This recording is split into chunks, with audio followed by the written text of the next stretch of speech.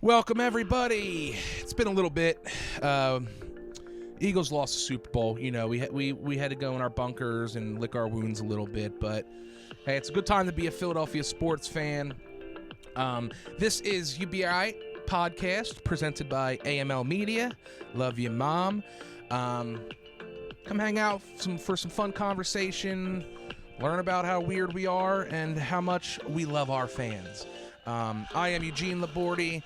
Off mic right now, probably getting the ice to chew on, is my brother Stephen Labordi. And off camera is Rachel Labordi, our president of operations. That's a nice way of putting it. But why don't you tell the folks where they can find us? Okay, we are on Twitter, Instagram, TikTok, Facebook, and Patreon. All of our social media handles are on the screen, so take a screenshot if you're watching the video, or you can go to our website to find all of our links there. The website is aml.news.blog. Thank you for that, and let the show roll. No. I've yet to play there hasn't been a cell phone game that I've played more than like a month. Yeah, because the controls are always wonky for me. I can't get used to like moving with my. Well, too, also, It's very limited. I'm not a big what's the name? Turn-based style game. Yeah. That's never been a favorite of mine. I'm also not like super into tower defense. A lot of them are just seriously it's like tower defense of medieval or like cartoon robots. Yeah, but you know, it's like the same game, just what theme do you want? Not the ones like. What are the popular ones that people spend way too much money on? Clash of Clans, which that game has been. Dude, I have buddies from college that they were playing like freshman, sophomore year of college and are still playing it. Wow. Because it is clan based. I think a lot of like some of those, like same with Join a guild and shit. Yeah. Hey Rachel, can you look up the Clash of Clans revenue from 2022? I'm very curious. It's probably like some company. Yeah. Or just got bought out by Google. I'm just curious. Like, I would have no good guess if you told me. The Clash of Clans. Now there's still advertisements for them, but that's like one of the staples of those games. Oh, I've seen it a million times. 496 million. And that's probably like not even their only entity. Yeah. What's the company that owns it? To say the company that owns it? Supercell? I've heard of that. I think see if they have other games. But Clash of Clans specifically generated close to 496 million. In 1 year. Good for you. For a platform that they made in, I would guess that came out 2011, 2012. Maybe even earlier than that. Yeah, it's old. So, like, what do they do? Some updates? There's probably 4 dudes who run that company now. 4 engineers or programmers or whatever. Doing little patches and shit. Yeah. Well, this game Or here, I don't know, because I've never played it, but that game like might have skins. You know, like you can make your warriors be red now for $20. which if you're already really balls deep into it, you want to have skins. Oh yeah, I don't trust me. I'm a gear guy. You are a gear guy. But I don't. I'm pretty good at not spending money like in video games. Sometimes I'll buy the nicer edition of something of the game, but it's just annoying that didn't exist before, where it was like every game that comes out when it releases, they already have content ready to go for microtransactions. Mm-hmm. So and then even like sports, and then like I still don't even understand like the season passes and stuff. Like you can still play online without a season pass, but then like, so you're paying for, you know, say for PlayStation, you're paying for PlayStation Live, right? And you bought the game, and you're buying skins, and then every month or every 3 months or whatever it is, the new season pass comes out, and I don't know what it gets you. It's a shame that we're like not into, like if we both played Clash of Clans, we could do a Clash of Clans podcast. And there's probably multiple podcasts out there that have that are making a couple of bucks. When you compare it to how many other podcasts are out there that are just general bullshit, it would be less competition in the Clash of Clans space. Well, we both come from the same school of thought. Like, as soon as I start to see, and anything in the world, as soon as I start to see salesy, you start trying to sell something to me, I immediately don't want it. Yeah. I get mad. That's why online gambling is so prevalent, because it sells. It's like you don't feel like you're getting taken. Yeah, it's not real money. It's it's that like I'm so glad. I mean, because if we I have an addictive personality. Yeah, dude. I've said that a million times. I've talked myself multiple times this year into. I wanted to do some like football bets because I know the sport and I know the league well enough where I just don't even want to. I don't want to go there. Don't because I've seen it. There's no anger worse.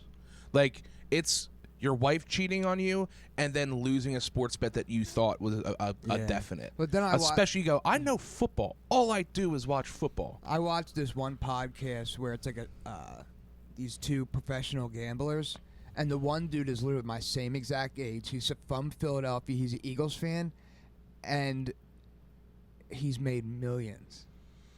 Dude, I've seen those guys. Is like. Is it the guy who has his whole neck is tattooed black? No, I would never watch that guy. Well, because I've seen what's that? No Jumper. You ever hear that? No. It's usually they have rappers on there. It's a white dude. He's all tatted up, and like he gets like rappers and then like the dumb women that like I'm a 10. I deserve to be a princess, but he gets gambling is another main podcasting topic out there. Like I've heard multiple like. These dudes aren't allowed. It's the one Baccarat, I think, is always the one that they can exploit, and like they're not allowed to go back to that casino because they won so much money off the casino. And I hear it and I go, bullshit. I want to call bullshit. You watch this podcast? I see clips. How that just goes to the algorithm, and they always got a good hook. But yeah, like this is one guy. A lot of them are the Baccarat, and he's got a system, and it's like. He's like the statistic is if I bet this much, whatever, and like is not allowed at a lot of casinos. Well, that shit happens with blackjack. You're not talking about blackjack, are you? No, it's Baccarat was the one because I was like similar words. I don't. Yeah, no, I don't play. That's one of the only games I can play. But like, if you learn how to count cards and like you consistently beat a casino, like it's fucked up. They can just cut you off because you're winning too much, not because you're cheating. They can just say. Yeah? Yeah. That'd be like the lottery being like, you can't buy any more scratch-offs because you've made too much money. Like, you ever see that video of the guy? It's like, it looks like it's from the 90s. It's a video clip. And it's a guy, he's retelling the tale like on like, a news segment or whatever. And he's like, so it happened like this. I bought a ticket. So he like buys a ticket on camera. And he's like, I scratched it and I won $1 million or whatever. And when he's doing the reenactment, like the news, he goes... I just won another $50,000. Like 2 days later, I was like, some people get all the fucking love. That's crazy. But if you go to the casino, what will you play? I mean, I've gone to the casino like blackjack, roulette. See, I don't even know roulette. It's so easy. I just look at someone who's like, I think they're winning, and I just mimic their bets. Well, you can do that. That's one of those like. Have you ever rolled the dice? No, I don't know how to play craps. Oh, that's what I'm thinking. Craps. Yeah. Oh yeah, roulette. If you just went to a casino and they had roll the dice. Well, like at that janky casino in Vegas Vacation. Don't they go to some ghetto ass casino? Yeah. But yeah, no, because I don't understand who picks who gets to roll the dice in craps.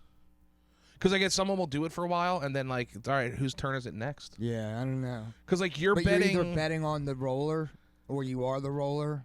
Yeah, I that's why I don't know. I think you're like betting if she's going to roll a 7 or higher or lower. I think, but I have no idea. Yeah, I also love playing poker, but I don't have the patience to like do a tournament. Have you ever sat down in a casino and played poker? No, because I know I'll get like. After like 4 or 5 hours. Well, because there is a room that I think you can just go in and like you can play like a couple of hands and then just get up. Like I don't think it's always tournament style. Like I think you can like a blackjack table. You can sit down with $50 or whatever and play Texas Hold'em. Against the house? No, against other people. Well, there's no way because like if I sit down and I have $100. If somebody beats me in a hand, they could just say, "Oh, I'm done. I cashed out." And it's like, no, I want to try to win my. Yeah. You sure about I'm that? pretty sure because those rooms are 24/7, and yes, I'm sure they do tournaments. And I've never even stepped into them, but like I'm pretty sure you can go in, play 3 hands, and leave. I don't know. I don't know how it would work, but I'm sure they figured out a way. Yeah, Who knows? But yeah, that's another one that pisses me off. The professional sports bettors, and then the professional poker players that were seriously like, yeah, I fucking lived in a van, and now I'm a fucking multimillionaire, and I'm sponsored by some chip company or whatever. And it's like, you know what though, dude?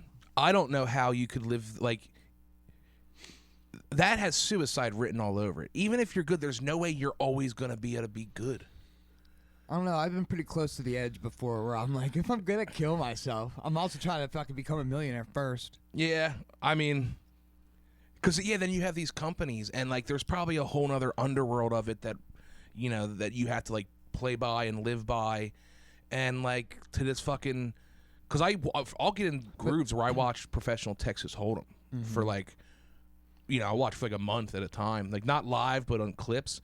And like you'll be like, dude, I got pocket aces. There's an ace on the board, all in. And then there's some random person wearing headphones and glasses is like, yeah, I actually got a royal flush, and it's like, I'm gonna kill myself. Yeah, I just fucking. But there's guys that like build up a fucking nest egg, where like they can win enough poker to accumulate a lot of money. So. Well, and yeah, like they are sponsored, so like I'm gonna go to this one, and 50% of it is my own money, 50% of it is theirs. They'll buy me in or whatever. Yeah, if I win, they get 50% of that, whatever it is. But I don't know. So that's a hell of a way to live a life, man.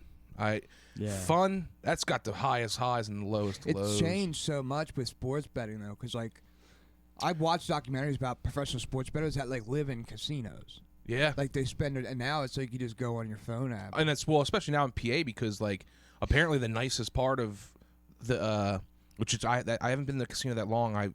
Since it's sports betting has been legal in Pittsburgh or Pennsylvania. Apparently, like there's an awesome fucking lounge that just has 1 million TVs of every sport in the world, and like, you can. But I'm saying like you don't even have to go to a casino anymore. It's crazy. But yeah, I'm glad I don't have that gene. I got a lot of shitty ones, but I don't have that one. Well, but I will I never will play for crazy money because I get mad when I lose money. But like I'll sit down, for $20 buy-in for Texas Hold'em or something. Yeah, but when you do like a tournament with a $20 buy-in, like you're getting your money's worth even if you go bust. Because you're probably going to, unless you go out in like the first 2 hands. But you know what I mean? Yeah. Well, and even those, because when that golf trip I go with my buddy Dave every summer, at night mostly it's that, and it can go really long. And then your buddy Dave gets too drunk and everyone wants them out of the table. But then they start to double the ante goes up, and like they literally like, all right, yeah, every 20 minutes the ante goes up this much. Right. But then even at the end, you'll have like 2 people just duke it out. See, that's when I am just like, let's just split the money. Literally, and then they're like, no, and I'm like. Last time I went, I was like the winner of the table. Because we got like 4 tables going, and a bunch of people went out. I had like, buy-in was $20. I had like $106 in chips. I was like, if someone wants to buy me out, and everyone was like biting at their, because there was no more buy-ins, and everyone was like, some dudes were mad at me, like, why'd you do that? And I was like, because I just paid for my half my weekend.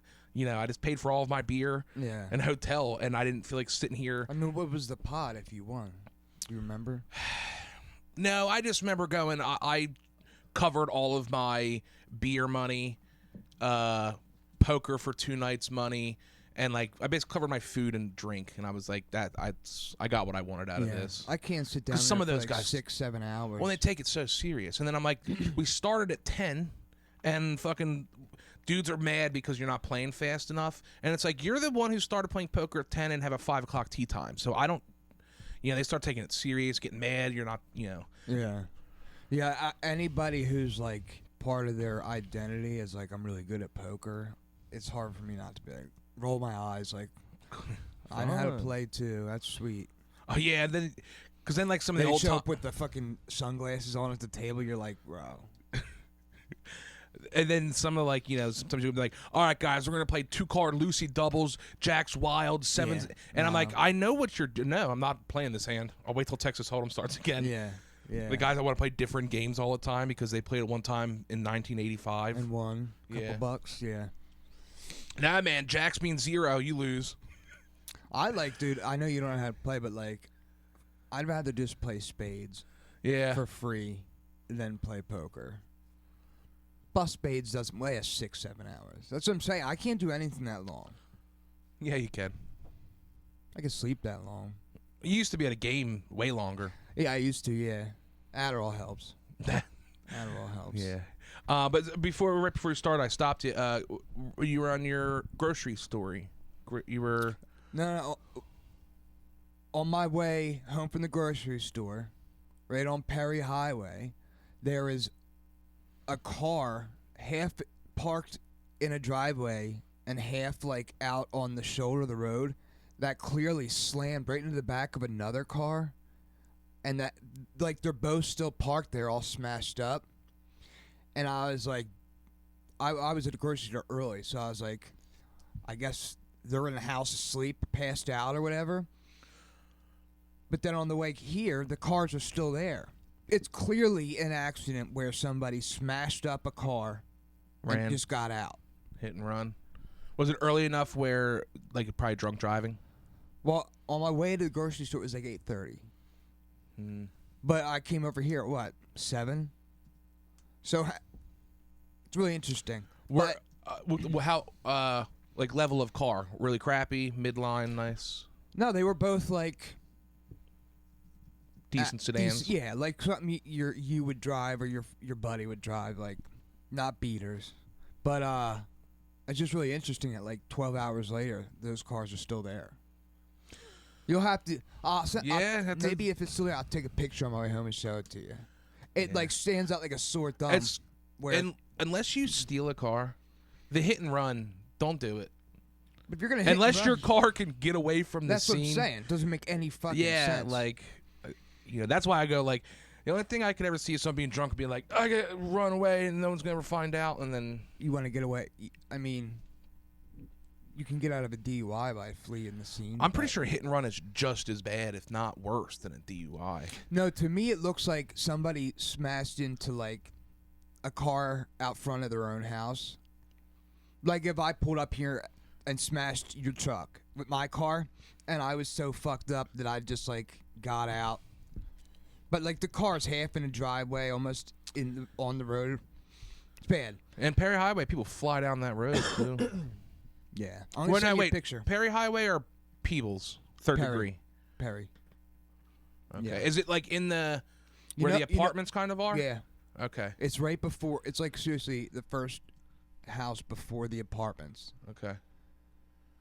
Well, actually, yeah, because actually people don't fly down that road. It's like a 25, 30. It looks like somebody was coming home late, probably a little toasty, and, like, you know, there's a car parked out front of the house, and then there's a driveway, and it looks like they just slammed the car parked out front of their own house.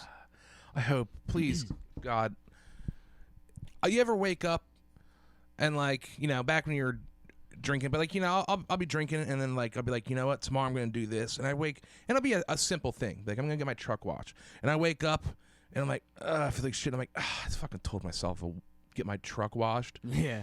To fucking, if you're drunk, crash your car and go, I'll deal with this in the morning, that wake up must fucking, Yeah. to wake up and then go, did that really happen? The day I woke up after I got my DUI was definitely, like, a really rough wake up. But I didn't smash nothing up.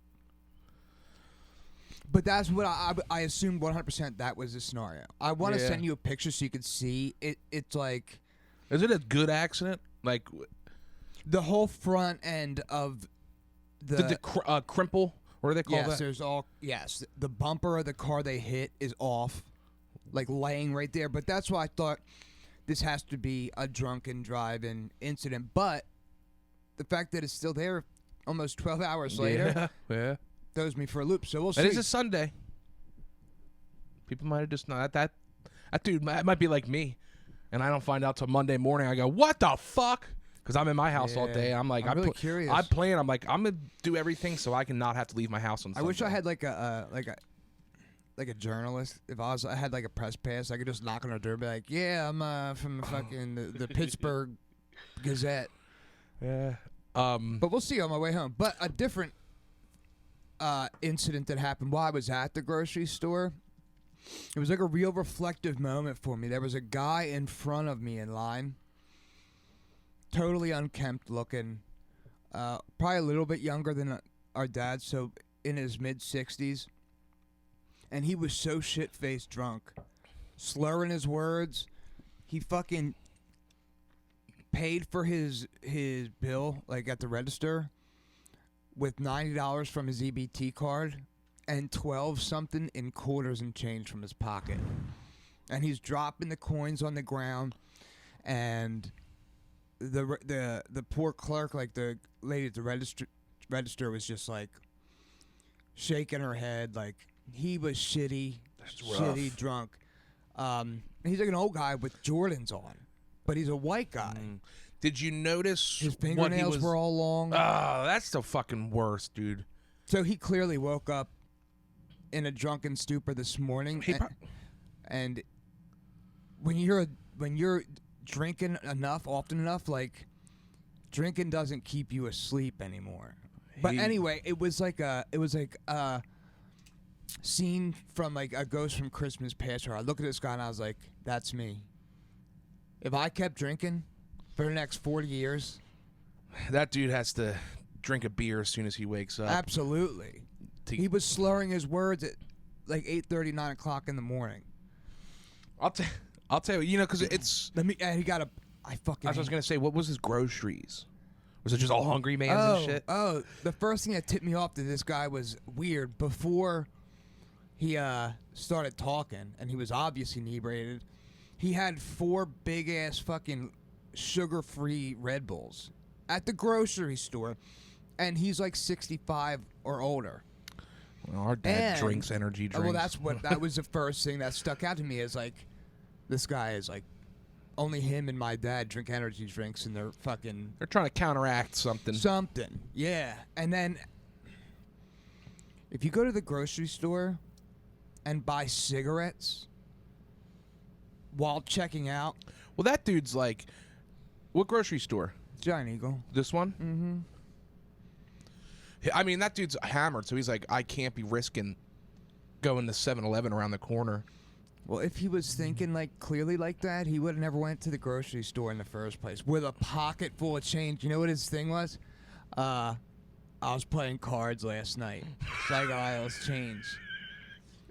But changed my luck last night. I was able to get some real chicken, not the canned chicken. He did actually have chicken, like cooking chicken. That's what I was gonna say, because it's funny you were saying the grocery store. He had Munchos too, which is like one of my favorites. Damn it, yeah, that is you Ghost of Christmas Past. Yeah. So someone just sent you a little reminder of like, Steven, it's not worth it.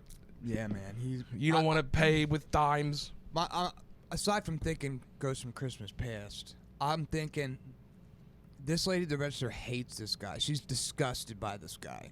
Everybody in line behind me is thinking that. And I'm thinking, like, I feel kind of bad for him. I know how shitty his life is. That dude probably has 2 ex-wives. Whatever his case Was he really skinny? Yeah, he just looked like shit. Because, I always, like, I'm always surprised that skinny as a 65-year-old man. Yeah, but, like, the skinny beer drunk always blows my mind. Now I know that they don't eat anything, no other calories, and diet Red Bulls. Yeah, but poor, like, he probably just. He's one of those guys where I look at and I'm like, this motherfucker can't catch a break and just die. I promise you, his life is misery. If you're at the grocery store slurring your words, although it could be possible that he lives in those apartments and can walk there. No, I saw him get into his car. He was in front of me. What kind of car? I don't know, like an Elantra or something, with a the handicap thing hanging from the rearview mirror. Again, like, he was like my dad. You know what I seen? Speaking of that, a trick: take a balloon, and the hand pumps that like clowns use to pump up. Just take a normal balloon, pump it up with that. You can beat your car breathalyzer with it. You know the car breathalyzer you get DUIs? Yeah. I was going to say it'd be funny if you seen him in here. He's like, hey, I got $5 if anyone can blow into this for me. I only got a couple miles to get. That's pretty clever, actually. I would have never thought of that. But no, I didn't see one of those breathalyzer things. But I know what it's like to wake up way too early in the morning and be like, I gotta have a drink.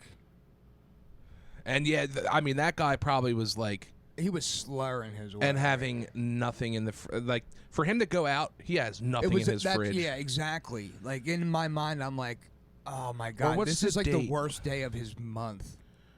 I don't know how things work, Rachel U-Haul. I got to do it tomorrow. Remind me. I wonder. I don't know if it hits on. I was wondering like he got his if his EBT today? card just came in today.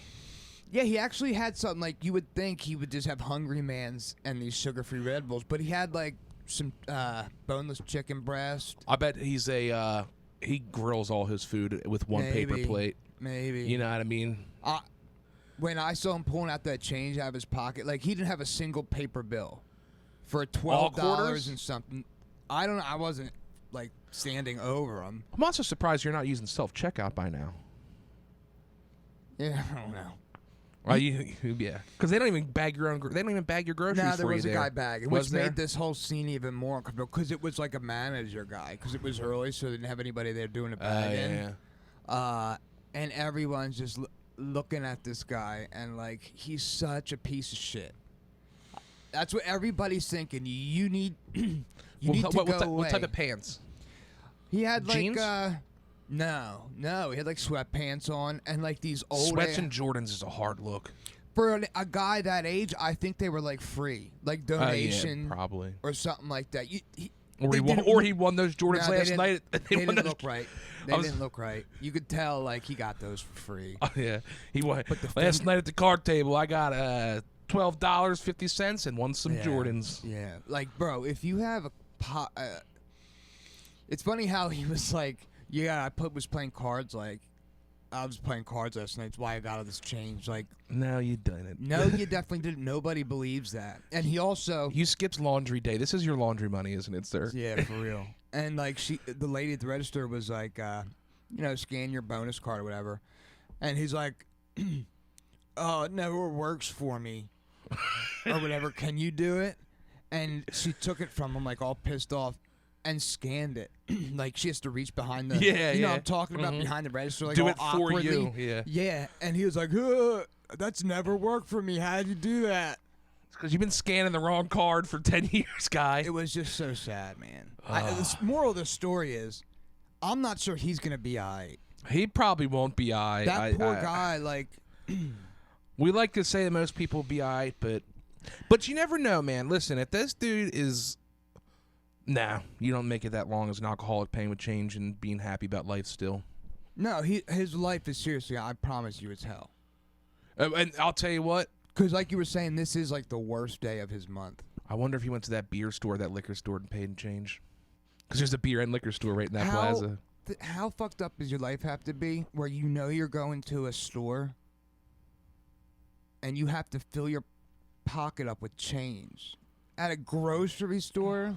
He had those sweats tied tight to keep those pants up. Bro. It was enough change where he handed her a bunch of change, and she had to dump her hand out in the register to gather more change. And fucking, he's like, "How much is that?" Oh, he couldn't even count his own change.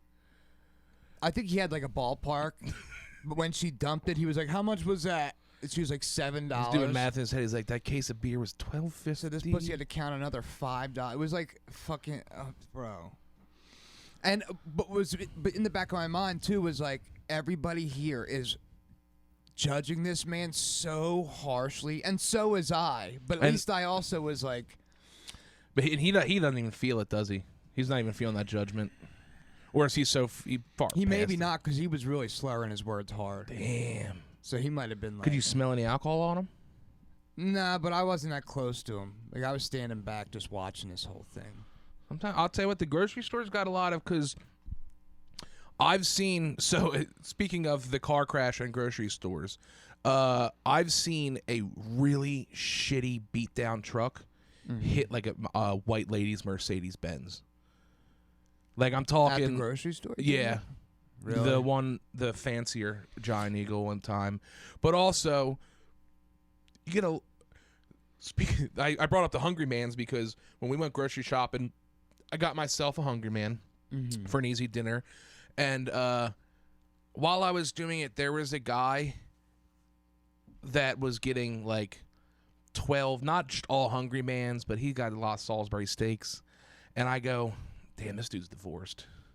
You know what's funny? Like, there is a certain demographic at that store. You always see at any grocery store that is a little bit older than middle age or middle age. And, like, yeah, their whole cart is frozen lasagna and Salisbury steaks. And, like, not even, like, the family Stofers, you know, like, not even the good ones. It is, like, the... You're, like, wasting all your money. And they have, in that frozen food section, like, in between the, like, half aisles, they have the waist high. Where it's a deal. The deals. And, yeah, that dude was hitting them pretty hard because they had the one pizza, Stouffer's frozen pizzas on deal, and he loaded up on those. Yeah. And I've seen him count 7, dude. I seen 7 of them? Well, because he's going like, all right, Monday, Tuesday, Wednesday, Thursday. Oh, man. So he and was doing the deal, and I kind of stepped back, and then he went, all right, 2 more, because that'll give, or no, 3 more, that'll give me 10, because it was like, 5 for 7 or whatever the deal was. Yeah. So I watched him count 7 and then go get 3 more. Here's my thing. I don't judge the man for that. My judgment is, have you ever tried any other kind of food? Because these things aren't that good. You're a single man. No one's cooking for you. I get it. But, like, I'm a single man, and I might get one frozen, like, entree. Dude, even, like... Because there's so much other stuff that's easy to cook. That's like, even better. those chicken cordon bleu Johns? Yeah. The 2 come in a pack, dude. There's Not a the real Hungry chicken, Man. not the Hungry Man. With the carrots. And I'll be honest. I got 2 Hungry Mans. They were on sale.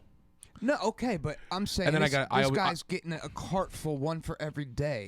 No, and then also like getting his lunch there too. So in his cart That's was gotta just be a boomer guy. He's a boomer, isn't he? yeah, he was old. 'Cause that was a big deal when they started coming out. Like you always see, like in a movie, the grandmom and like her son in a trailer with TV trays, which you guys love to use, which is great. They're very useful. But anyway, well, how do you eat?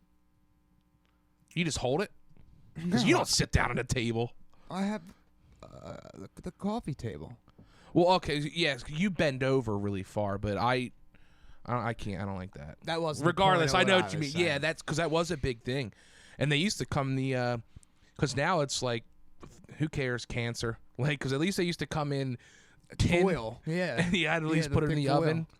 And also, they're a younger single guy. That the stereotype is like 4 frozen pizzas minimum every time they go. Well, there's nothing wrong with it. My but it's thing just was funny. like, because I had to peep his card at this time because Rachel was going to get something. She was like, all right, if you're going to get that, I'm going to go run and grab that. So I'm like eyeing this guy up a little bit, being a little too judgmental. I shouldn't have been. I had some of the same shit in my That's cart. what being out in public is for. Well, that's why the grocery store is fun. You get some people watching. But so I seen him do math in his head. And I go, well, you know what? At least he's going for the deal. All right. Which is funny because on those deals, you don't actually have to get all 5. You can get the 3 and still get whatever. But that, and then the only thing other in his cart was cereal, milk, which that means he went and got cereal and then looped back. So this dude goes, all right, how do I get my breakfast for 7 days? Well, what and how then he old was went. this guy? I could tell he went and got frozen dinners for lunch. Like he went down the other aisle and got like some burritos and stuff. How old do you think this guy was? 50 plus. See, little porky, not fat. But because I look at at least it means the guy has enough money to feed himself. Yeah, but he can feed himself pretty good on those things for pretty cheap. Because I know, like, you'll see, like, old ladies and stuff there who clearly live alone, and they're, like... Tuna in the can. They're, like, budgeting the cat food versus their own food and shit, and you could just see the way they're, like... Well, like I said, you know what I think that a lot of that is that assisted living facility. No, I know, but it's just now that football's over, I'm getting back into my political and economics bag and shit, and like old people are living on such a limited income, even ones that like fucking had a bit of a pension and shit, like just inflation, blah blah blah blah, but like you could see the older folks there that are really tight. And it's sad, dude. It is, and it's hard too, because like you'll see a old lady who's like in their scooter because she's fat, and it's like it's so and there is ways, but if you're old enough, if you're 50 plus, there's no going online and trying to be smart about how can I get healthy food for cheaper. Because to them, they go like they're healthy. To them is like I buy chicken and boil it. They have the benefit of obliviousness because they grew up like there was no health. They're like to them they're like, all right, canned tuna's cheap, it's protein. I'm gonna put a pound of mayo in there. Fucking right. White bread. But that's why one thing I was gonna say is like, because this guy he was, I won't say well put together, but like he wasn't all disheveled and stuff. Well, the guy I told the story, he was a special case. Yeah, but no, because really I'm looking, I go, you didn't even get some lunch meat? Like, because I was watching him, I go, all right, he knows what his dinners are. He's got the cereal. Why not get a pound of ham? And I was like, yeah, why don't you do some lunch meats and stuff? It's not like he's watching. That's what I was saying. Like, this dude is just like, he grew up on these TV dinners, and like, that's his shit. It must be. Yeah. Because there's so many other options. And the preservatives in there probably have an addictive thing that's like, Who knows, yeah. He loves when the brownie gets a little burn in the corner piece. So do I. The only time I feel like that guy who's like, gets to sing, I always get like, if I need to re-up, I'm getting like 3 cans of chili. Yeah, I mean, I gotta have that. But, because it is fun being in the grocery store, because me and Rachel always go together, because it's just like, she's vegan, I'm not, I'm making my decisions while I'm there. And then I go like, I look at that guy, and me and Rachel, I'm like kind of, where I'm like laughing, joking with her, and this dude, not disheveled, but definitely not happy with life right now. Well, nobody, and I'm like, when they're by themselves at the grocery store, seems happy. Yeah, and I'm like, does this guy look at me and go, oh, you gotta fucking go grocery shopping together? No, to me it sounds like he was like doing a lot of mental gymnastics. He was. I was watching him think. Yeah, when you could, yeah. Because he went. And I was like, dude, he's counting to 7. Yeah. He's counting. There's a whole generation, especially that age, who fucking really burn a lot of brain cells in the 70s and 80s. Yeah, I mean? Yeah. And they got to the point where they go, I'm going to let it fucking ride, man. Which happens to everybody. That was a particular era of a lot of just hard drug use that wasn't a big deal. And just very, they're just not smart. Yeah, they're and the old whites, bro. Especially like this guy, because he's younger than Dad, so like he is the end of the boomers. I'll say it. So he probably got married 22. Didn't go to college and was at a point where he's like, I'm a carpenter or something, or a simple job or whatever. Work at a factory. I bought a house, had 3 kids, and then when I was 30, when we were 34, me and my wife hated each other. But we stuck it out for the kids, and as soon as the kids were out, we got a divorce, and I didn't realize I didn't know how to do anything. Yeah. I know how to work at the factory or, whatever it is, but... Yeah. Sometimes ignorance is bliss, though. It is, but you can really tell, like, how competent somebody is in just their own... Like, you could look at their car and be like, what do they have going on? I'm a cart looker. I gotta say, a lot of people go to the store alone, though. Like, even if, like... Because me, my psycho, I'm worried about what everyone thinks of me. Like, there's been times I went to grab something. Like, I'll get, like, a bag of chips, and I'll go... People are going to see me have this bag of chips. Let me get the pretzels. Yeah, I'll put chips back. Not because, I'll be like, I don't want someone seeing me buy this a big bag of Fritos right now. Yeah. See, I have, like, my go-to things that every time I go to, I have to get 2 tubs of yogurt. Like, I have a hard time. Rice pudding. Walking in the deli. Like, when I walk in the deli. Why? That's not even not the deli, the bakery. I like almost You don't even like that kind of shit. subconscious. Well, no, like because they have bagels and stuff too. But like I subconsciously go like, I don't want. You try to have your body language Yeah. say you're not even into it. Mhm. That's awesome. And I'll be like, Rachel, I'm just gonna get the 2 bagels. I'm saying shit out loud sometimes, and I'm Right. like, I don't know, these cookies don't even look good. It's funny too, cause like everybody's got like weird things they do, and I'm really proud of you for admitting one of those weird things. Oh 'Cause yeah. I'm sure there's much weirder shit. I also will not ever the waist high freezers at grocery stores. I'll catch myself because they have the one that has meat, and every once in a while they have a great deal on chicken, and I see other people do it, lean on it, like you lean on a counter and look in there, and I did it, and I go, no, dude, someone's gonna look, and they're gonna watch my. Like, he can't even stand up in the grocery store. He's just Is he dreaming about the meat right he's now? admiring the options. Yeah, basically. So I make sure I never lean on those railings and stuff. What before we'll do a smoke break here in a quick second. 2 quick things on this topic.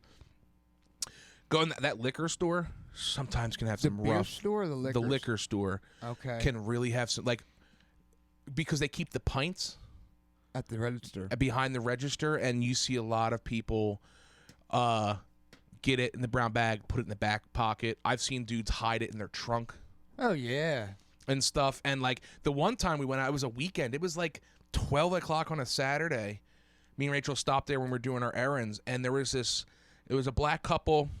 It's always hard to tell, like, because they could have been 50 or they could have been 30. Yeah, the black's age. Especially when the skin, like, so it's like a lady's wigging on good, and he's super, super skinny. You know what I mean? Like his clothes are way too big for him, but they're like swaying in line, like this, and they both just got a pint of cheap vodka.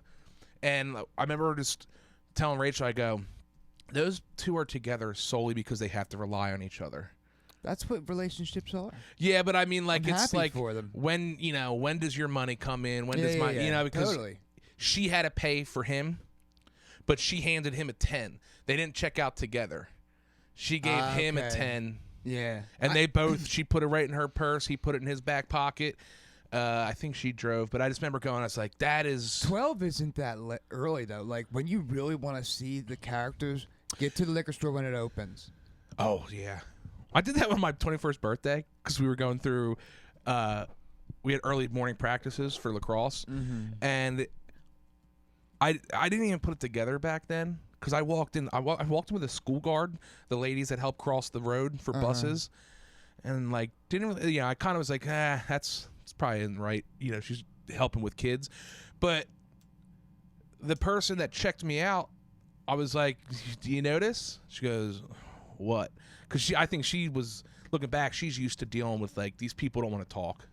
Yeah, but she wouldn't have thought that about you. No, but because I was like, it's my. She Yeah, carded they me. never know. They don't give a fuck. She called me. I goes, it's my birthday, and she goes, okay. And I was like, all right, well, never mind. That's Yeah, she's not used to having to talk till about 11 a.m. Well, that's what I mean because she's Yeah. probably like it's. I've always wondered like if you get hired there, do they have kind of like, hey, before 11, don't really talk to people. They're not interested. I'm sure that's not part of the training. It's just something You you pick learn. up quick. But yeah, like I've been one of those. 9 a.m. In PA, the liquor store, you can't just buy booze whenever. So yeah, I've been there. Like fuck. You know, one thing I'll keep an eye out is that liquor store, the close one, isn't open on Sundays. And since my day's off, you know, Sunday's like my Saturday. A lot of times we'll do our grocery shopping on Sunday. And so we go to the other one. I'll keep an eye out to see like if the people are in there like, this is my only option to get liquor today. Oh yeah. I mean, you'll see as soon Because as the there's- lady unlocks the door, people get out of their cars immediately. I have never witnessed that. Well, it's fucking. You're talking about 8:50 in the morning. You gotta be watching. That and then real quick, the grocery store. Rachel, I don't think you were with. Maybe you were. Remember, fucking. We were watching this couple. Maybe I talked about it in the last podcast. The stoned ass couple that couldn't check out good. Yeah.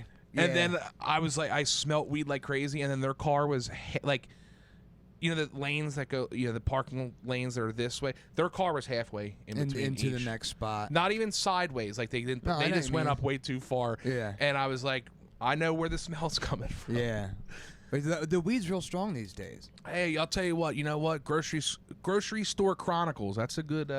Tell me there's not always one white person, usually over the age of 40, who has the whole bottom of their cart filled with Diet Pepsi. Or the one I That's see. such a white person thing. And it's a good trick. The bottles, it's always Mountain Dew, and they hang because Mountain Dews come in. They hang them over the rim. Yeah, sideways because they have the 8-packs of the tall boys of the 16 ounces. So yeah, you'll see like a dude, and I go, that guy, you probably count. There's 21 of them. He did the math because he has 3 a day. I do love me some Diet Pepsi, but I hope I never get to the point where I'm like, how do I strategically load up my cart with as much soda as possible to fit a few food items? Yeah, they're playing Tetris down there. Exactly.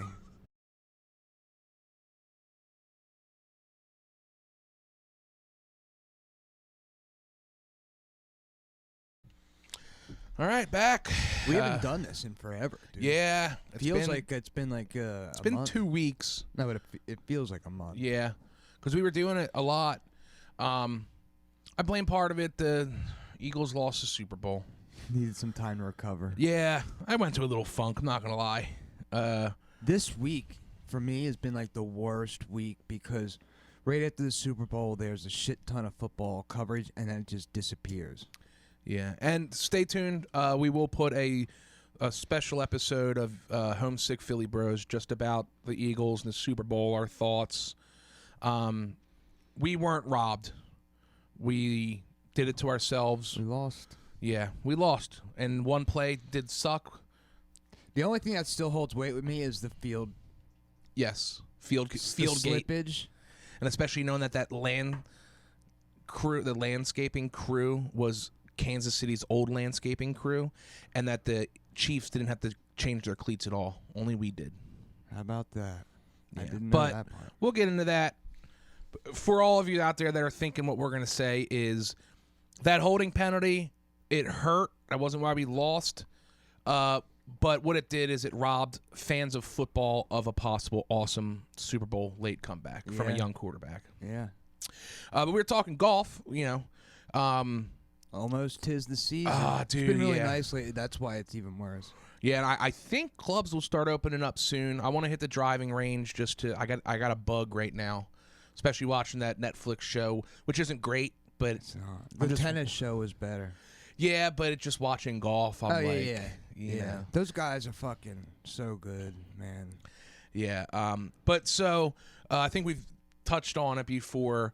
Wasn't the best set, but in the process of moving and packing, Dad by accidentally threw out your full set of golf clubs. Like, not dumped them in a trash can. We had a junk removal crew come to empty out like some couches and like our garage. And in the garage was a full set of clubs that I have been using for years. And it wasn't like a piece of shit set. No, they had matching. bright colors too. Like I always say, like I tell people, I'm like, don't buy anything that is all just the same color because that means they're over 15 years old. They're patina, the old clubs. They have like a patina and there was no them. wooden drivers in there. These are clearly a decent like Pup-ups putter. Right? Yeah. Which I'm gonna miss that putter. Well, that's why I said the thing with putters is like once you get a good one, don't matter. Yeah, you can get your best. It's all a mentally visual thing. And you can get the best putter that you'll ever use for yourself at a thrift store if it just makes sense to you and you like it. And sometimes it's cool to have an old putter, because you'd be like, all right, give me this little bit of luck right now. Too. Like, oh well. But yeah, he's a fucking dingus. It's funny because the thing with the garage with him is he always has had this thing with the garage of like all of the mess in there, which a lot of it was decorations for Mom and stuff that we just would take forever to get in the attic. But it was always like, every time I'd come home, he'd be like, can you take your stuff out of there? And for like the last 7 years, I'd be like, dude, I told you I have, my sports stuff, old hockey equipment. I was like, I took everything I want, throw it out. And every time I come home, I'd be like, there's a helmet hanging. I was like, that was my first lacrosse helmet, dude, throw it out. Yeah. It was always like the clutter was blamed on everybody else. Yeah, there's an old rug, 4 headboards, rack with old paint. An old vanity. And he's like, that bag and that helmet. Yeah, I had literally a section. Yeah, I know. 2 feet by 2 feet next to the fridge because that's where I used to have a lot of stuff. But because there's a pair of rollerblades, I told him throw them out. They don't even have wheels anymore. And one old hockey stick in a helmet. He's like, it's a mess in here, and it's like two things are mine. And you can't. I don't care how much of a student you are. I will never believe that he really thought that they were not. Yeah, and we've had. It's funny because forever, like there was like a set or two that would come around. Yeah, so that were trash. Like I think like Megan or something. Right. You know, had like a set that were like old crap, and like those hung around for 12 years, and in one day, the set you've been using forever. Yeah. Yeah, they were nothing special, but I liked them. Well, and just to have a set of golf clubs. Yeah, now we're facing golf season here, and I'm like fucking. Because was your driver needed updated? Yes. Yeah. But like your irons, when you have a set of irons, as long as they're not rusted and the faces are decent and they work for you, that's your iron. And the fucking wedges and the putter. Really, all I needed to upgrade, in my opinion, was the driver. That and like a 3-wood or something. But that's what you do. Like every year, I do like one upgrade to my set. Not to mention like 50 golf balls. Just he's a fucking asshole. He's an asshole, man. And I hope, and in the recent events, that we're not gonna, because we can't turn this into a Patreon episode. But I'm going. I thought maybe that was a mistake. I don't know if that was a mistake. Yeah. But so out there, people. We're open to sponsorships. I don't know if we've said that before. If you guys want to sponsor us, I mean... Yeah, people probably think we're real exclusive and picky. We probably should have said we're open to any sponsorships. You know, True Blues. I mean, shit, if you make custom... Blue Chews? What'd I say? True Blues or something. If that's a company, we'll sponsor it, man. Give us a couple bucks or give us some products. I want to do reads because I have a talent for that. Like, even though you're the official host of the show, I want to do the reads. I'm like the H. Foley. You know, I kind of started off, and, you know, they both do reads, but yeah, I would like to do it. We used to, we talked about this in the first episode, back in the BFG and Friends days, we used to make up reads, and I used to be like, we're sponsored by Yingling. And if we ever get a cease and desist letter, that's a victory because that means someone from Yingling heard us. Someone saw it, yeah. This segment's sponsored by Copenhagen True Blues. So yeah, golf companies. We'll have Rachel film us while we crappily golf with your golf clubs, and we'll say how much better they make us. But one thing, and you know, this isn't inside baseball. But it's probably not going to make sense to a lot of the people that listen, or maybe a lot of them. The Bonfire, my favorite podcast / radio show, Dan Soder's leaving. That's good. I know you're good. Bobby Kelly's replacing him. Really? Yeah, I like Bobby Kelly. I love Bobby Kelly. He's funny because fucking... he was fat, now he's getting skinny, but he's still, dude. He's a good laugh. So I might start listening to the Bonfire. Him and Big J. And it's funny because I know you don't like Dan Soder because he does all the voices. The one episode, it was him teaching the voices he does, and he makes everyone in the studio has to try and do them. It was a good episode just because a bad, what do they call not improvisation, but a bad voice of a famous person is really funny. No, yeah, it's funnier than if they are good at the impersonation. Yeah. That is the word, impersonation. Impersonation. Why is he leaving? He didn't say. He has. I mean, I know he has. He makes good. He likes it on TV or Showtime. Yeah. Or some shit. And he's said from the beginning. Now they've done it for 8 years. He said from the beginning he was like, I thought this was only gonna be like 3-4 years, but then he enjoys doing it. But he has other things. Like I don't know if he's still on Billions, so he's made enough money. But he was working with like Steve Austin, Stone Cold Steve Austin, on like some cartoon, like a funny wrestling cartoon. So he doing his shitty voices. God. I don't know. Well, and if apparently he's doing a cartoon, he's gonna do voices. Well, apparently he's made this, and then the network like threw it out or something. So it seems like he has some things in the work, and he's still a road comic. You know, he still is fine that way. I can't as ridiculously loyal of a follower you are to the Bonfire, you don't know why he's leaving. He basically has said, like, Big J has always wanted to be Howard Stern.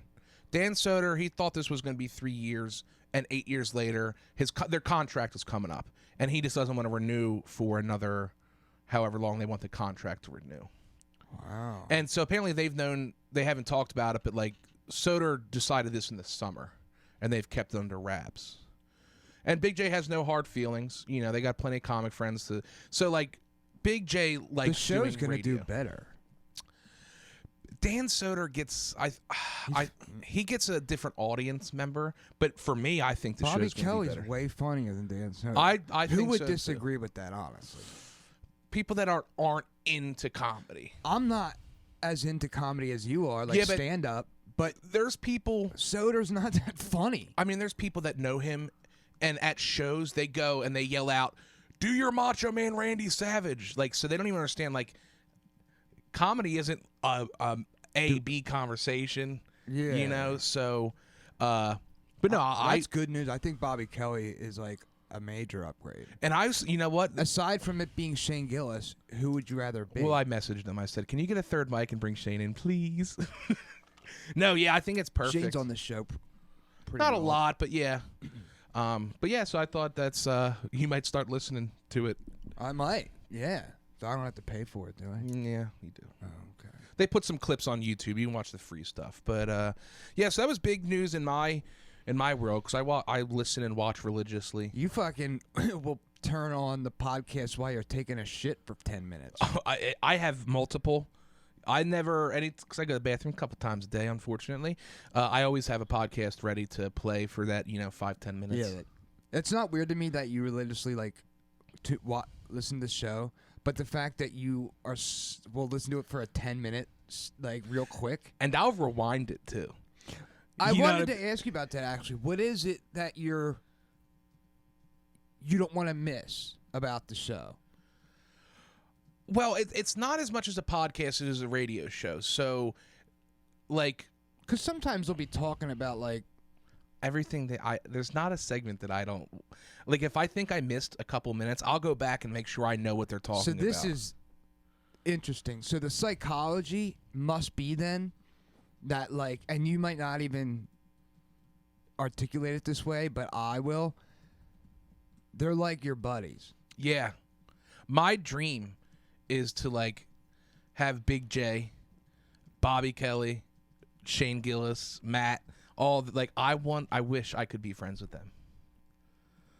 Like if you told me right now, some cool friends to have. For sure. Yeah, but if you told me right now, well, it's hard because I'm married, but like if they said, hey, if you come and live in a shitty apartment that's overpriced, but we'll work with you. We'll power level you, kind of. Yeah. I'll get you some spots. We'll get you on some our podcast and stuff. We'll come on your podcast, but you got to come live in a shitty apartment. I'd be like, Rachel, we have to go to New York. Yeah, run it.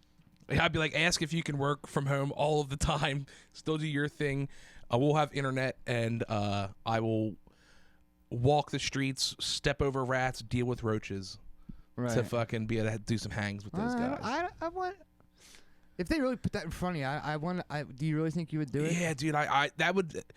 Yes, I think 1,000%. You're I don't like this city. You're really finicky about like you don't like to travel, you don't like to go camping. I like them, but I have to know what I'm doing. But I've always said like, and they all say to like, I don't mind hotels. I actually really like hotels, and I'll stay in a motel. But it is like I will have anxiety on the airplane, not because I'm afraid of flying. But like I'm big, so like I always feel like I feel bad touching the guy next to me because I need both armrests or whatever.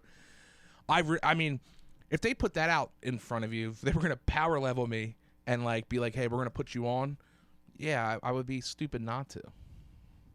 And yes, there would be times where I'm like, why did I do this?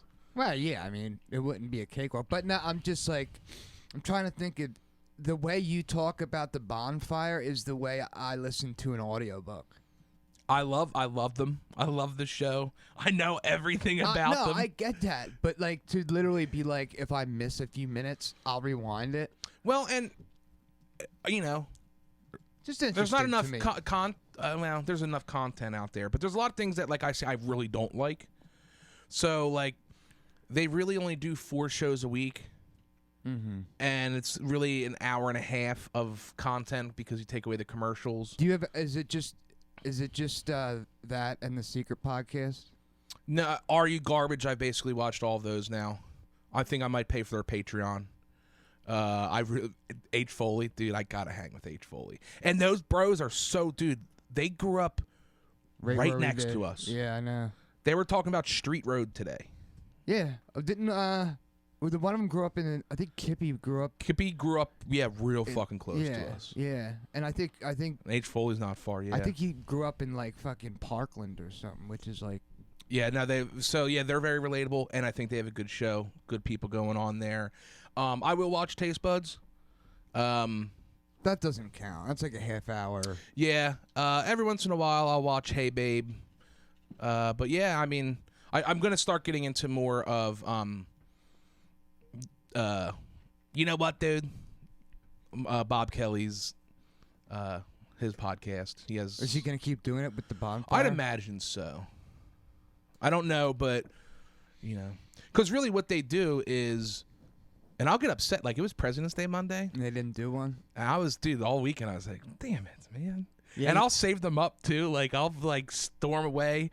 That's good though that you have something like that you really like that much, because like. Well, and also I didn't realize, like, I love podcasting. I love doing this and stuff. I wish I knew earlier on in life I would have taken broadcasting classes and stuff. Because, like, they're not they're a podcast, but they're a radio show. Yeah, well, and like that would. It's a topical show because they do like current events and stuff. Yeah, and they're allowed to talk about whatever they want, and they have producers that they do everything, and you just show up with. But I think the only reason they have a listenership is because of their stand-up. Of course. Like if they were just like doing what you and I are doing. They would not have. Yeah.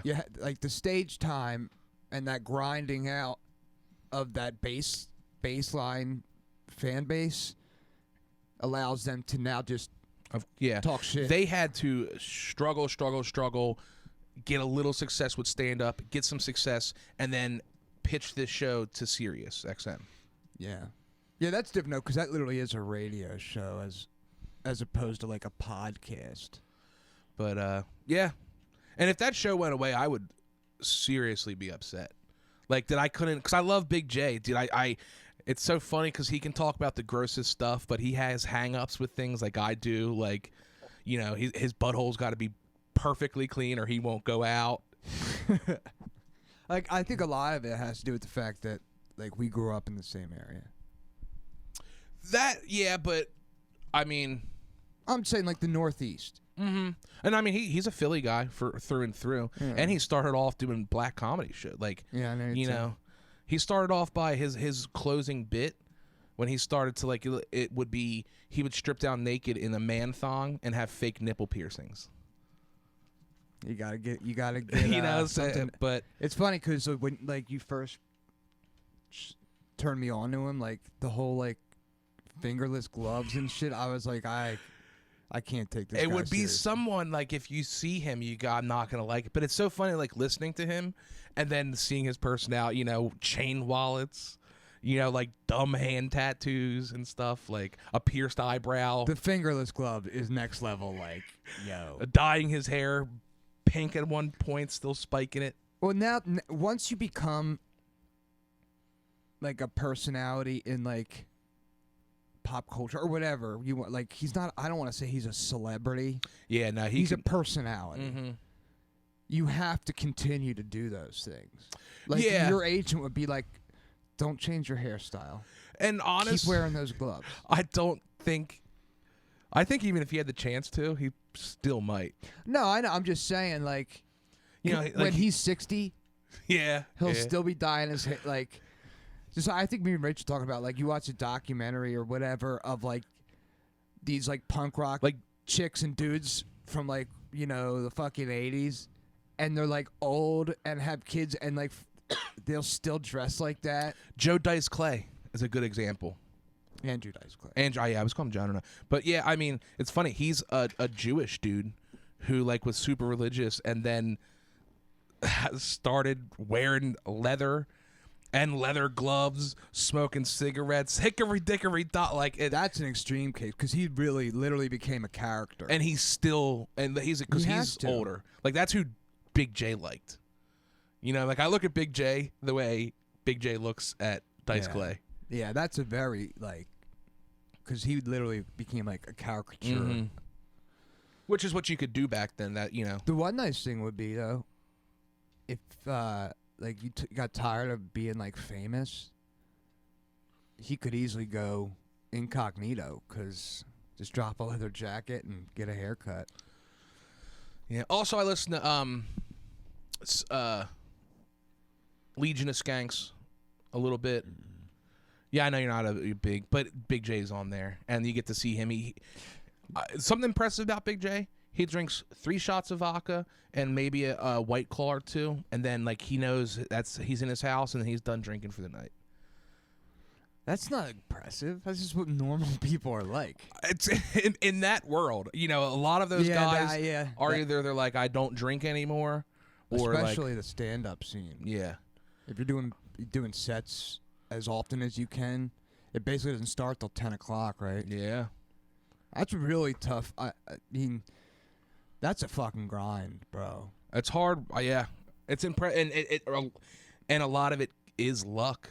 I mean, there's so many dudes out there that are good stand-ups that are just fringe, and they have just a little, yeah. How many times, how many times did we go to that Georgine's comedy show, and, there's a handful of them that were really fucking funny, but they'll never be doing more than Georgine's. Yeah. That guy with the sip, he was funny. Yeah. Yeah, because it really is getting lucky. And also, I mean, because it's also making the right friends. That's why I say, you have to be do around. I think I could grind and go through bombs and whatever, but, I wouldn't move to New York to do that. But if Shane Gillis said, hey, I'll let you, if you get me a good 10 minutes I think's funny, I'll let you open for me in Nashville, I'd be like, yeah. Yeah. If he said, you'll open for me right off the bat, just make hey, it's going to take you a year to get a good 10 minutes of going to, the cellar and stuff. If you're lucky to even get on there, you got to make your passes and stuff. I wonder if people really appreciate that about stand-up comedy. When I learned behind the scenes that, you have to do the same jokes every night to get your material down, it immediately, to me, was like, I would never want to do that. And even when I was doing open mics, from one thing to another, I'd be like, I'm not even going to do that same joke in one night. Yeah. Because it would bother me, and that's what it takes. It's crazy to think, because I've known this for so long. Stand-up has always been, one of my favorite things. Yeah, that didn't dawn on me. There's people out there that think, oh, he's just riffing up there. They'll do crowd work and stuff, but people like Dan Soder's a good example. People seen him from Billions. Turned out he's on Sirius XM.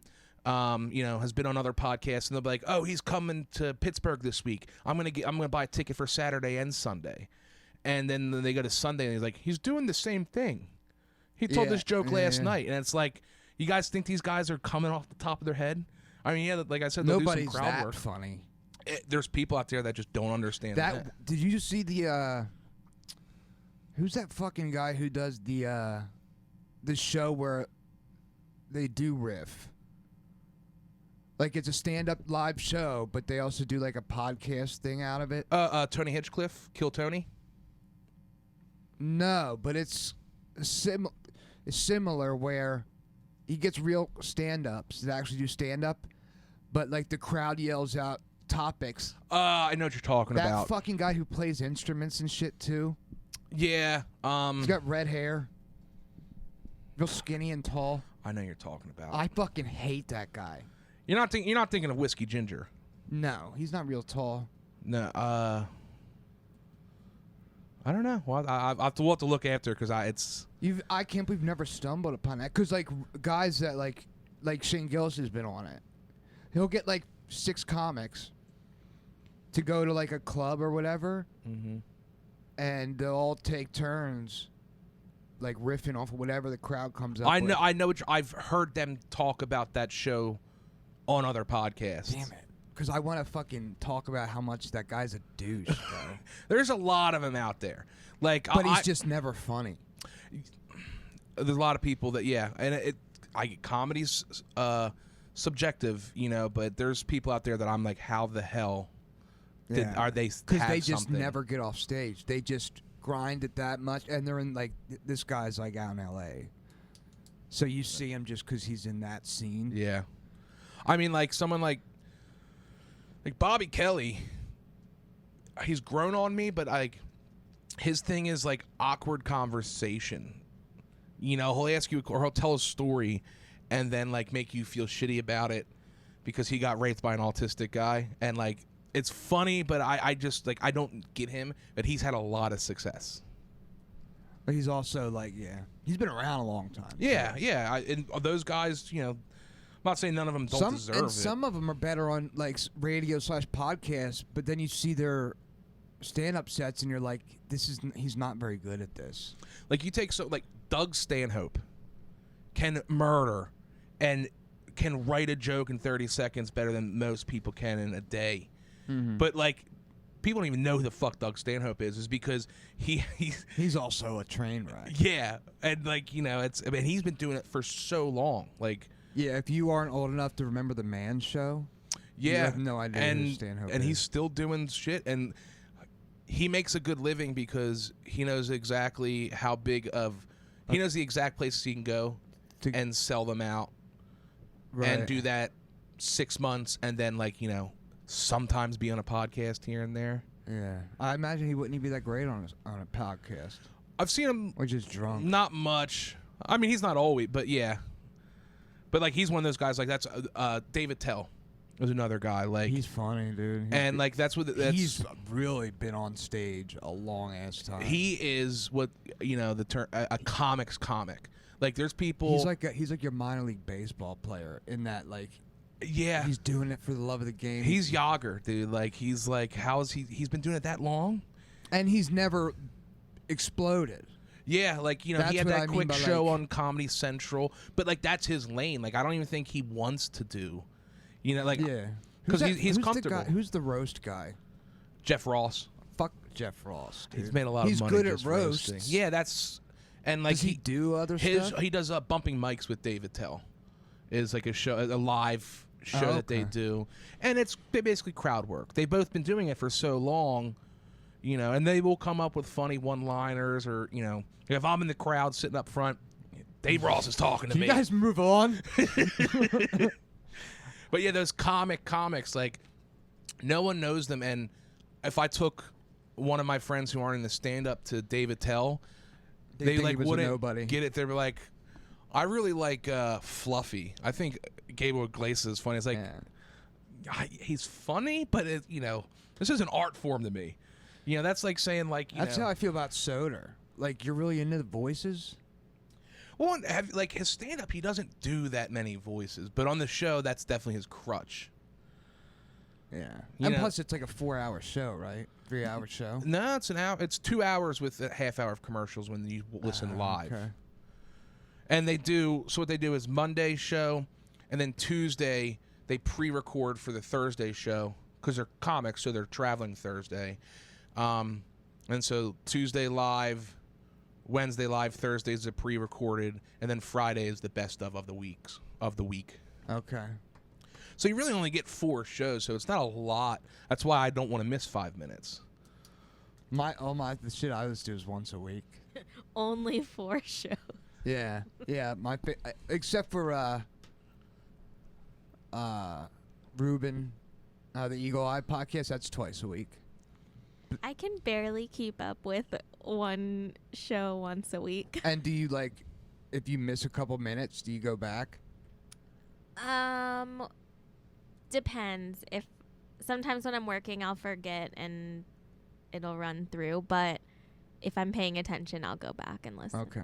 And like I will, like, Rachel, do you listen to it when you poop? No. I didn't think so. In the shower, I love when I'm having a shower and I have a Matt and Shane Secret podcast I can listen to.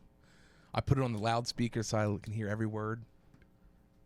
Hey man, whatever floats your boat. Actually, no, I like to save the bonfire for the shower because there's no video with it. But like, and I won't. Sometimes I get frustrated with Rachel. Like, I'll be coming home from work and listening to it in the car. Get out, and there's still a half hour left, and I'll be in the kitchen and having it play.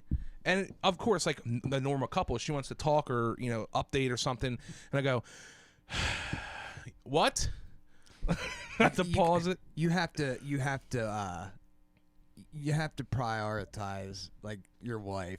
No, I do. It's Yeah, but with a big sigh and eye You gotta roll. make her feel guilty first. listen. You know my routine. There's 20 minutes left. It's the pinnacle of the Yeah, show. you know my routine, so you could finish it before you get Plus, home. I can't. Once you're at I home, can't. you're gonna shit 3 or 4 times. So just finish it. Well, that's what yeah. And it's, especially if I get home and I want to lay down. Sometimes I unwind. I lay down for the last 20, 30 minutes of the show in bed and listen. And if she wants to come in and talk about something, I go, "This is my time." No, I don't really freak out like that. I know but that feel like when I used to come home from work and Megan was there, and like I need to get a shower, and that's my thing. But like give me that half hour. If you interrupt the half hour, the next few hours might be shitty. It would be different if he couldn't listen to stuff all day at work. Yeah, that's true. But no. The bonfire doesn't start till 5. So when I'm getting home is that last half hour, 45 minutes. So it literally is like timing up like. And she can't understand how much you like the bonfire, because I really can't either. It's also, I can't miss any of it, but when I have my focus on something and my focus is on that, I'm not a good multitasker in a sense. You know what I mean? Like, it's my you're program. full of shit. You're just No. But like, you're a some people can like you're kind a Gen of. Y or whatever, dude. You're great at multitasking. No, like even when I was at work, like when I was working at a desk, like I would try to listen to something. That's when I had to go to music because I can't listen and type an email. Well, that's good that you can still focus in on. Those people have lost that ability completely. But yeah, I'm not saying it's a good thing. It's not but, you bad. know, It's hey, just I got funny. a hobby. It's funny. I could be like, "Hey, Rachel, I'm going to the bar with the buddies for an hour after work every day." I do it too, so don't take this the wrong way, but I don't think listening to podcasts is a hobby.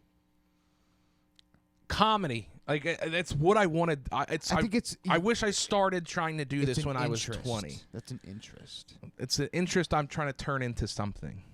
Okay. I study it. Let's put it that way. I like study stuff. I'm not hating. I have weird things. Like I said, I'm into my political bag now. Sometimes I'll get into history podcasts for a month. Like I'll listen. Yeah, you're right. It's not a hobby, but like I will watch a stand-up 2 or 3 times. Yeah, that's fucking crazy, dude. And it's because I laughed the first time. Yeah, you're studying the craft. Mhm. I get that. It's to me, it's like, but I also Is watching sports a hobby?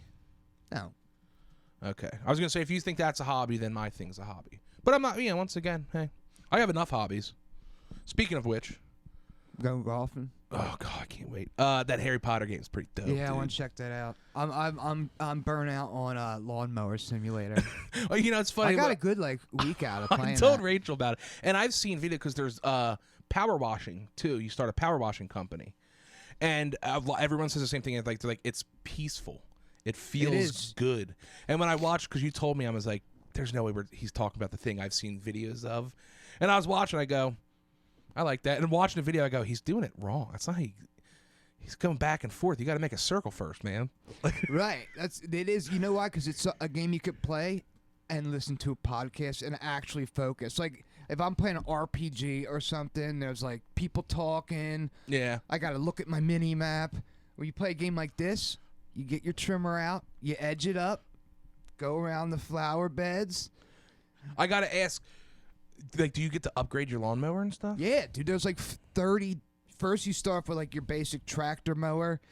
You need to have at least one option for electric, because some of the jobs are eco jobs, so you have to have your electric mower. I knew a company that, dude, the owner killed because like chemical plants and shit have to have certain things. This dude had like 5 clients and was so rich. I knew him when I landscaped for like eco purposes. But when you're trimming, so you're pulling out the weed whacker, There's multiple options for weed whackers too. do you have to be good, or like does it just kind of like auto adjust it? No, you have to. It only has a certain circumference, like a real weed whacker. Different options have bigger circumference, but you have to edge. Like, can you fuck up plants? Yeah.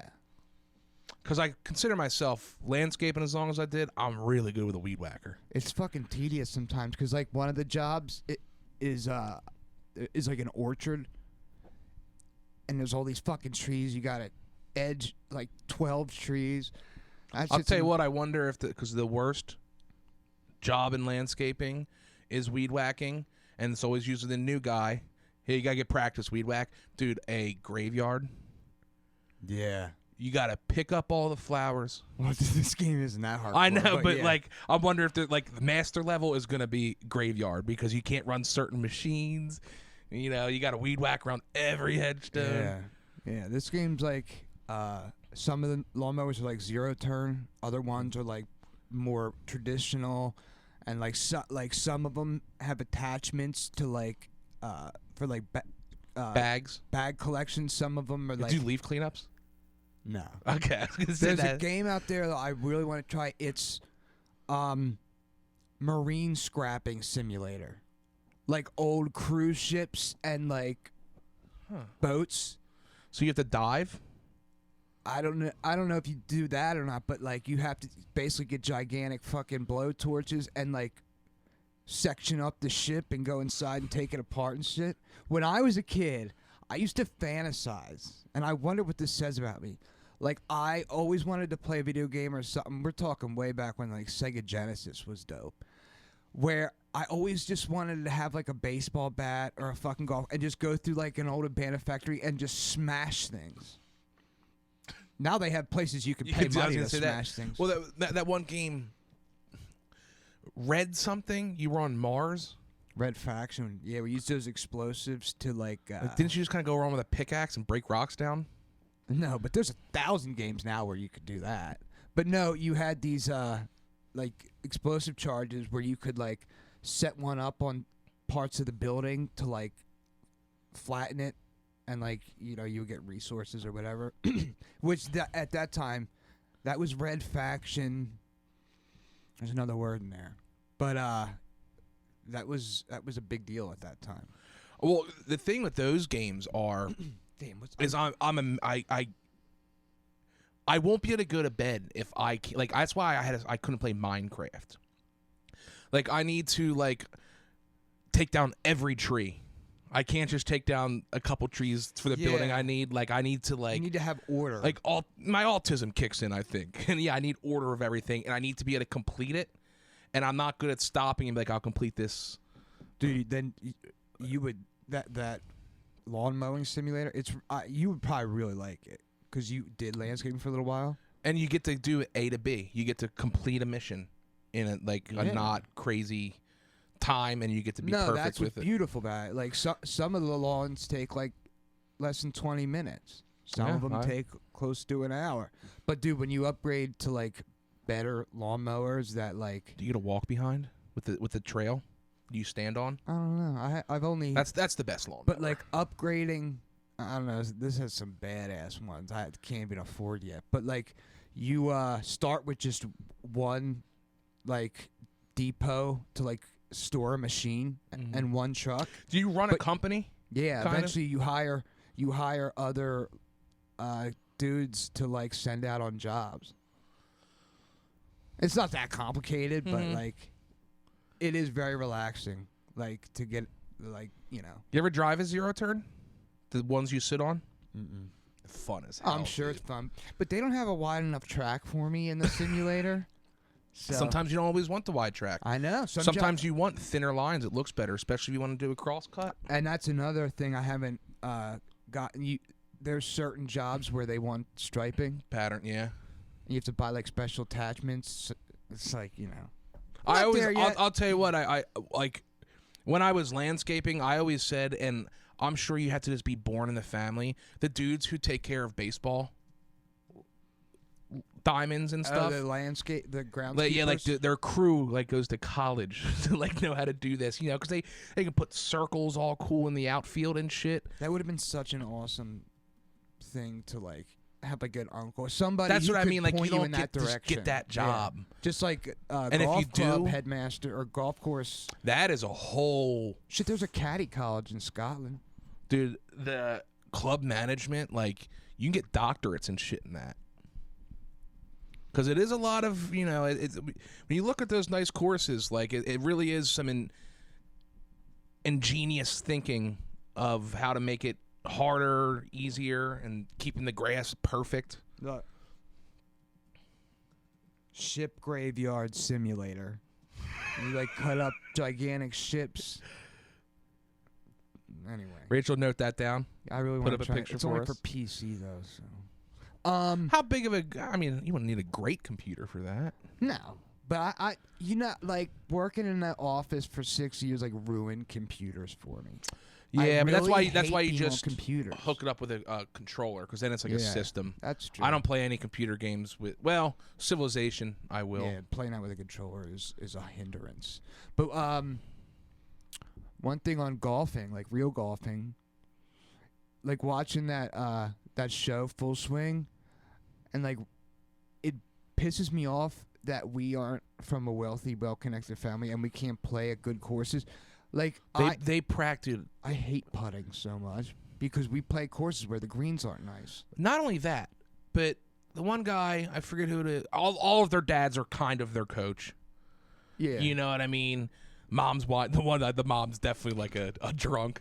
You know, she's like, good luck today. You know, she's hammered at 9 o'clock. But like, they're on a course. They're not at a driving range. Like, the one scene I go, where the fuck are they? They're somewhere in Florida, and he's just practicing his 7-iron, fucking up this fairway.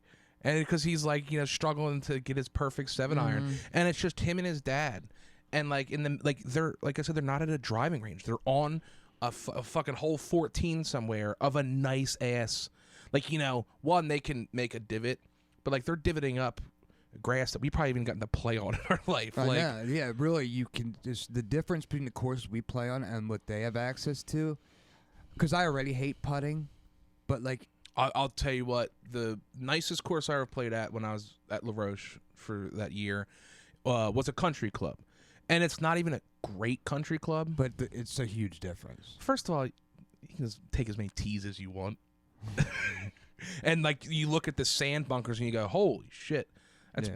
really, that's like, it's fluffy. It's fluffy sand, yeah. Yeah, but they're greens, dude. I was like, literally, our golf coach, which I sucked. I was not good. He goes, hey, man, like, you know, you've probably... Asking me kind of around the bat, is like, have you ever played a place like this? I was like, definitely not. He goes, find really short carpet or even hardwood floor and practice putting on that. Yeah, because they're fast. Because, dude, and there's a meter. I still don't know it. But, like, I think it's +0 to +12, I think is what it is. And it's just, like, the higher, the faster it is. And, like, this place was only, like, a +9. And I was like, my ball won't stop. Like, I touch it, and I'm like, this fucking thing, it's flat. How's it still going? Yeah. And literally, he Whereas, was right. like, He was like, dude, practice on, like, hardwood. It's like, it's putting on glass, man. It's crazy. But it's better than like where we've played. You gotta pound the you ball. have to hope you get a line to the hole where the ball will stay straight. Well, yeah, because those, like, when you watch them, especially when they get, like, the low camera, like, the ball literally will, like... Yeah, I'm just saying, you Like a know, 'cause the knuckleball. quality of the green and the grass isn't like, it's those like patches and Yeah, shit. like, we'll play on a course, the ball turns like this. 'Cause Even like the decent ones we've played. yeah. Like, to have really pristine green. That's why all those dudes make all the money. That are like, have gone and gotten a master's in Yeah. green. But, yeah. I hate putting is what I wanted to say. I hate chipping. If I get to fucking around the green, nothing's worse than I hit a good drive. That felt good. And if you like get like, if last year I started to figure out like my long irons a little bit. So to get to a par 4 and be like on the fringe or like just within a chip or shit, even a par 5, and you fucking bottom out that club Hit and that send shit it out, across yeah. this, playing tennis on the fucking green, and dude, that hurts butt. It's also one of the more fun shots to make too, because like it's such a better feeling to have a chip that almost goes in than a long putt, I think. Yeah, and you can do a bunch of different things with it. You know, you can get creative. We have a lot of options. But it's also, we don't play places like everywhere we go. They're putting greens, big signs like no chipping practice, because we can't have you taking, you know, it's hard to practice chipping. Yeah. Because not a lot of places that we can afford let us. And even if we did want to pay the money, like some courses you have to like can't even. Yeah, that's what pisses me off. Like what if once a year we got together and we wanted to go play like fucking Augusta. We couldn't even get on that course. We could be millionaires. You have to know someone. That shit. And also like there comes a level where I'd be like, I think I have to like talk to somebody to learn, like, is my etiquette actually right? Like these places, you know what I mean? Like I don't even like our crappy courses when the Rangers watching my first tee off. You have a real hang up on that. Yeah, that's one of my favorite parts about golfing with you, is watching your idiosyncrasies and your like anxieties. Yeah. It's the golf course. There's a lot of situations because I always want to make sure I'm not the asshole. You don't want to be the fat guy either. Yes, because like we were golfing one time and like the guys in front of us were going slow, and I said, I was like, dude, even though I've been fat, you're fat, don't you hate this fat guy right now? You were like, yep. Yeah, because it's like the whole group. That guy might be the best golfer, and he's waiting on everyone else to go, fat guy's ruining the whole day for me. So I'm the one, like, you know, because but like a good amount of my friends didn't golf till like almost after college, and I've learned I don't want to take you your first time golfing for even my best friends. It's hard because it's like you gotta like parent them. You gotta be like, dude. Oh, there's first of all, you're not things. driving the cart because you're gonna want to hit these brakes. You're gonna do some gate, yeah. You know, or the whole course here spinning out and shit. Yeah, like you can't get too close to the green. Like telling someone like, what, my ball's right there. I'm like, or taking an hour and a half to look for their ball. Look for your ball. Yeah, I'll go here, drop it. Yeah. I'll throw them a ball and go, you lost it. I don't care about your score. Yeah. I mean, on some like a public course, I'll go with somebody for the first time. There's like kind of this simple, yeah, but like there's the things you gotta tell them, and I go like, listen, I gotta be serious with you here for a second. You do 2 laps, all right? Like, and it happens on the golf course, especially not great ones. Balls will just hide. They really will. Oh, dude, at least one shot every time I go golfing, I lose, and I know. And you're a like, decent dude, shot. It's by that tree. Like at the thing, I'll go, yeah, it was by the tree. You go up there. You're circling the tree. 2, maybe you go up, and you're like, I didn't hit it this far. You go back, you're like, I definitely hit it farther than this. If you don't see it, it's all right. Drop a ball. None of us. There's no. We're not playing like stroke hardcore play here. Like if you can't find your ball within a couple looks, drop it in a decent area. Don't put it on a fairway. You were in the long stuff. You know what? Even that, if it's like, I don't care about your score. You know what I mean? Like I don't care. There's a certain guy out there who you probably know who he is, but like he always will ask, what'd you score there? Yeah, me too. Or like he always finds his ball, and it's like like I don't care about your score, but he needs to be stupid. He also needs to be the best golfer of the day when he golfs, with me and stuff. But yeah, it's like, dude, I only care about my score. I won't even write yours down if you don't want me to. What when you're golfing, like you're not paying attention to other people's shots. Like when we're golfing, I'm like, oh, that was a nice shot. Yeah, that. But like, oh, I don't care about your strokes. I don't care about your score. Like if you make a nice shot, and I also it takes a couple years. I always tell people it takes you 3 years to not want to smash the ball every time. It seems so like some people never get it. Yeah, it took me 3 years, and then it took me another 3 years to.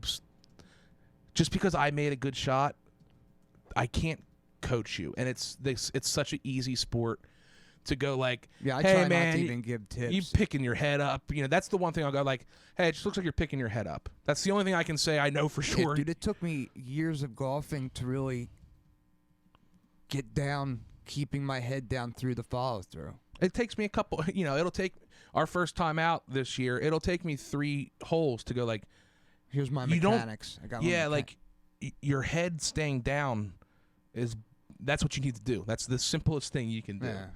And like, you go out, nothing's worse. The first Rachel tee gets off, it all I the hate time the at fucking tee off. But go ahead. Rachel gets it all the time at bowling. People want to coach you, and it's like, first of all, if you're gonna coach, one suggestion, because that's golf and bowling. I always say the reason people they go through a slump is because you're thinking too much. Mm-hmm. So golf, if I see someone really struggling, they're frustrated, I go, it's one thing. Hey, make sure you keep your head down. And past that, it's like this game is so fucking With hard. Rachel especially. I mean, Well, no, at bowling, her teammates will try. I don't coach her. We're not on the same team. For no, I Winter know. League. But so, do you think, Rachel, that they genuinely are trying to get you to have a better score? Yeah, her Yeah. teammates. Yeah. It's gotten better, but when we first started going, like, I couldn't even bowl without 6 people telling Yeah, me it's like annoying. all these different things to do and try, and then they would watch me. So then I was like feeling stressed too that they would like be watching me, maybe not doing what they were saying. Where you just want to be like, dude, bowling for me is not bowling for you. Like, let me. And it is hard to do, especially in golf, because like I can see what your problem is, but if I say like keep your elbow in, that like you're gonna go like you're not that much better than me. It depends on the person. Yeah, no, and I every once in a while I'm like, do you want to know what I saw? If someone's totally clueless out there, then some tips might help them. But like, if it's somebody who golfs as often as you do or more, like, Yeah, and I always say, even when I'm doing good, which I'm not a great golfer, guys. I just nobody thought you were. yeah, okay. I'm okay sometimes, but even when I'm doing good, it's 2 things I'm thinking of. You know what I mean? Like, are my feet right? Keep your head down. And then like when you're really going, you're like, oh, I tucked my elbow a little bit better that time, and that's the extent of. Yeah, it's all muscle memory. It really is. It's fucking not like riding a bike. That's the frustrating thing. And that's my. It's not like riding bike. That's what I mean, like, because by the end of the season, I'm hitting my peak, and that's why I want to make money, is so I can golf in the off season. I can afford to go somewhere and golf in the off season. Take a trip to Florida or something. I always said I wanted to go to like Arizona or something, play like those like kind of cool like Desert courses. desert rocky courses, because I got to see a little bit of landscape when I went to Reno and Lake Tahoe, and I was like, dude, this really is completely different. It is. It's dope. In the mountains, I could see myself if I had the money to like retire at like one of those boomer retirement Yeah. fucking meccas. A lot It'd of be fucking happens in Arizona. those places. Oh yeah. Well, good for The old them. people get down, man. That medicine works. Blue Chews. Let's wrap it up. Yeah, wrap it up. The only other thing I had to say was, can someone sponsor us? But this has been You Be Aight podcast, because we genuinely think You're gonna be alright. I think you're gonna be aight. I am Gene Labordi. This is my brother Stephen Labordi. And on the ones and twos, doing all the hard work, is Rachel. Yeah, it's hey, let's go Phillies. Let's go Sixers. At least we got that going. And it's a good time for Philadelphia sports. Philadelphia Union got their first win. Yes, they did. So We'll cover that on the Homesick Philly Bros. I had to make sure all the sounds were working. Don't snort laugh at me, lady. That's just an abrupt ending. Yeah. You can't always bat 1,000. No. A little practice too, a little rusty. We haven't done this in a couple. But now we get to eat steak and watch The Last of Us.